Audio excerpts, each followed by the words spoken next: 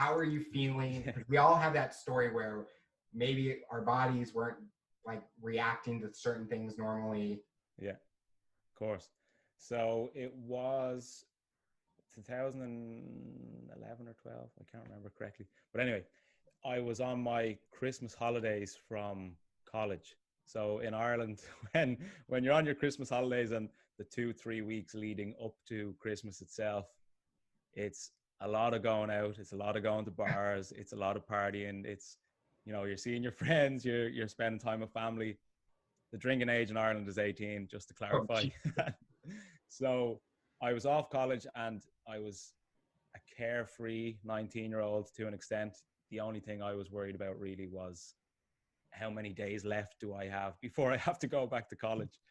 So I was going out a lot. I was going to bars, and I was naive at that age in terms of diabetes. I knew nothing about it.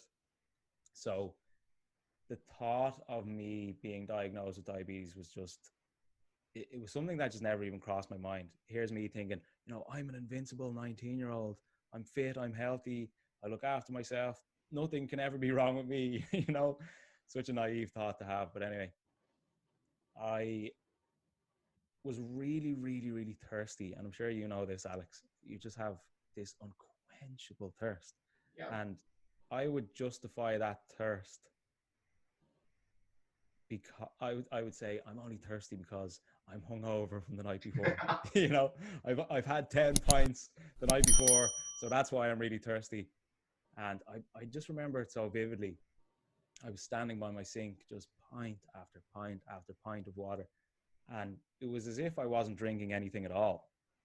Now, that didn't even ring alarm bells for me, because I was thinking, you know what, I'm going out tonight too, it doesn't matter.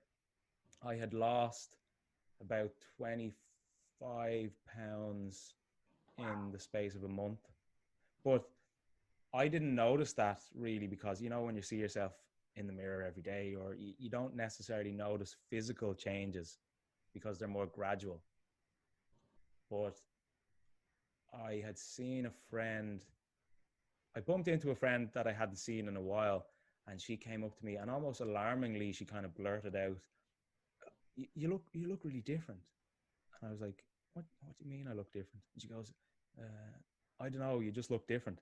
And looking back now, it's obviously because I had lost so much weight in such a short space of time, and she hadn't seen me. So still, I wasn't really thinking or worrying about it. And my parents were kind of silently concerned in the background. So they suggested, without overly concerning me, they said, go down to the local GP, get a blood test, just make sure everything's okay. So I initially refused, because I was like, I'm fine, there's nothing to worry about. But then I gave in and I said, I'll go down, I'll get a blood test just to reassure you guys that everything's fine. Went down, got a blood test, and about 2 days later, my doctor called and said, you have type 1 diabetes. Wow. You need to go into the hospital now, because your blood sugars are unbelievable, dangerously high. So I rushed into the hospital that morning.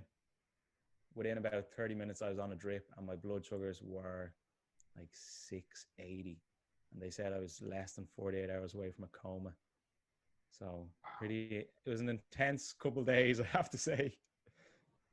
Well, you mentioned that you lost so much weight, but were you working out at the time? So you might have thought, well, maybe I'm just working out, and that's maybe why I'm losing all this weight, or was it just? Yeah, I was training at the time, but I wasn't really training consistently. So it's it's not it wouldn't be the same as if today I was diagnosed, where I would lose loads of weight, because it would be much more noticeable.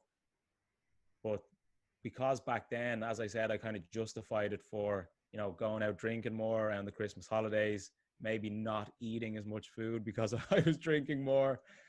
And yeah, I just had an excuse for everything, really. Any sign or symptom, I had an excuse. So me associating diabetes with myself had just never even crossed my mind.